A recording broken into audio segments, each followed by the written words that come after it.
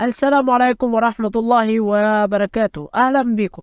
النهاردة هنشرح عن سيلفر الروبوكس. سيلفر الروبوكس ده المفروض زيه زي أي سيلفر روبوكس. تمام.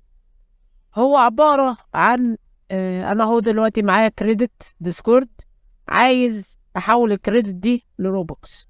هقوم عامل إيه؟ هروح جاي على السيلفر، واروح جاي الأول على تيكت. بس قبل ما ادخل التيكت لازم اروح جاي على الجروب انضم فيه. بعد لما انضم في الجروب هروح جاي على الروبوكس. تمام. روم الروبوكس دي، وهروح ضاغط على تيكت. بعد ما بضغط على التيكت طبعا هتلاحظوا ان انا هنا فاتح تيكتين. انا الحقيقة صورت قبل الفيديو ده فيديوهات تانية، وطبعا كنسلت تصويرها بسبب ان آه، السيرفر او البوت كان يعلق ساعات، او مثلا ما كنتش فاهم حكاية حاجة معينة. المهم هنروح جايين كده على التيكت. تمام. وهنروح جايين على باي روبوكس. تمام.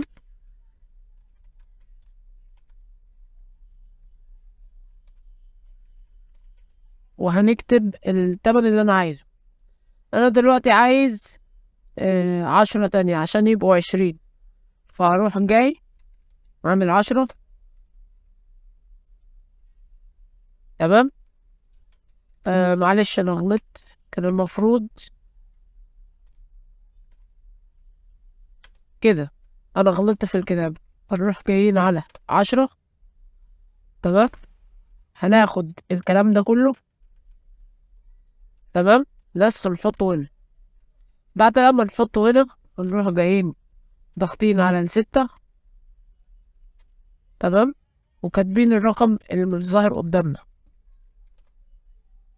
هيقول لي تمت عملية تحويل الروبوكس، تم عملية شراء، سوف يتم غلق التيكت. طيب نيجي نعمل ريفرش. الروبوكس مجاش. ليه مجاش؟ هنروح جايين على السيلفر تاني، ونروح جايين على روم اسمها كومن. تمام. هتلاحظوا هنا ان انا كنت بحاول بس كان معلق في الاول معايا. المهم هنروح جايين كده. تمام. وبعد لما هنيجي كده هنكتب الامر ده. ده الامر.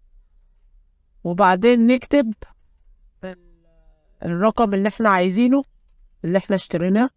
انا اشتريت 10. وبعدين نعمل مسافة تانية ونكتب الاسم بتاعنا. طبعا هنا ممكن يعلق معاك مرة مرتين تلاتة، ده عادي. جرب مرة واتنين وتلاتة لحد ما يظبط. المهم هروح جاي كده. هيقول لي انت عايز تحول؟ اقول له نعم. هيقول لي تم تحويل الروبوكس الى حسابك. انت في الاول ممكن يعلق معاك وكده.